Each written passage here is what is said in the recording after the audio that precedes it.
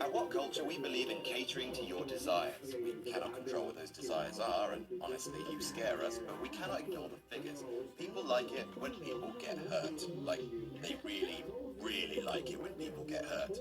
You want blood, and you are my strange children, but as AC/DC once said, if you want blood, we got it. I'm Adam from WhatCulture.com, and here are the 10 bloodiest matches in WWE history. Number 10, Bret Hart versus Steve Austin. We start with a match that many people might not consider to be a groove fest, but it makes the list because the blood spilled in this match helped build one of the... So, hello there, welcome back to another video today. Today we are going to go over some of,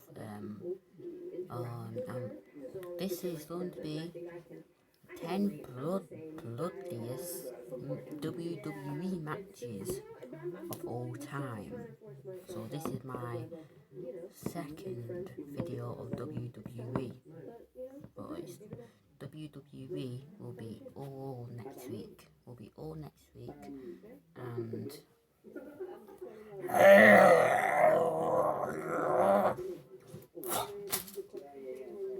sorry about that.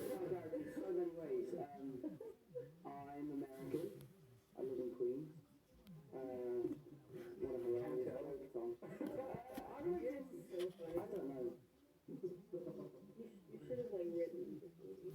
So I'm going to move over here. I genuinely can't think of any.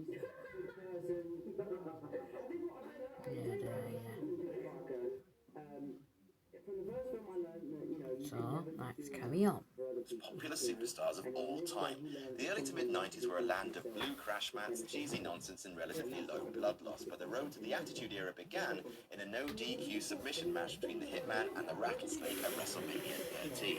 During the match, Austin was severely busted open with blood masking his face and patching the ring. The shot of Austin screaming in pain, thick blood dripping down his face, is one of the most iconic in WWE history, and Stone Cold's refusal to give up despite lying in a pool of his own blood created a modern-day megastar. What a bloodbath, said JR, and he was right. The spilled claret pushing this great match into being a classic. Number 9, Triple H versus HBK. Triple H and Shawn Michaels have never been afraid to bleed for their art, and in those terms, this last man standing match from the Royal Rumble 2004 was very artistic. The blood started flowing in a big way after HBK accidentally put himself through the announce table, and before too long his face was glazed with a thick film of blood. Every square inch of his face was bloody. Trips followed suit after kissing a chair, and not to be outdone, the blood was soon dripping into his eyes and smeared on his chest.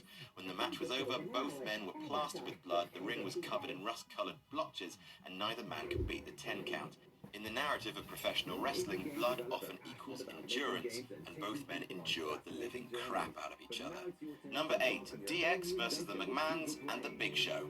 Say what you want about Vince McMahon. Okay, he's a patron saint of muscle-bound perverts. But say what you want about Vince McMahon. Okay, he's the love child of a creepy uncle and an oak tree.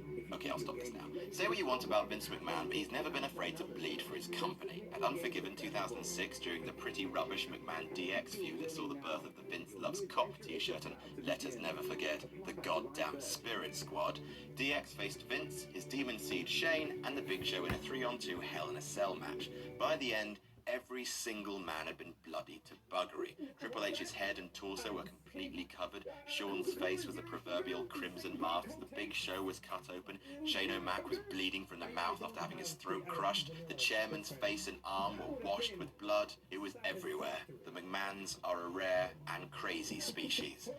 Number 7, Shawn Michaels versus Y2J. It's a hat trick for Shawn Michaels. Marvellous effort from the young lad. During this match between Y2J and HBK at the Great American Bash 2008, Shawn bled so much from a blade job over his eye that Vince McMahon banned intentional bleeding from that point on. The match ended with Jericho, knuckles slick and red, repeatedly battering a blood-drenched Michaels on the canvas until the referee stopped it.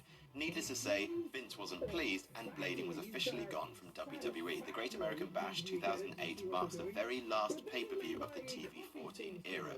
May it rest in all its gruesome pieces. Number 6, Pat Patterson versus Sergeant Slaughter. An old but not forgotten classic. It's proof that WWE has always had litres of blood running through its veins.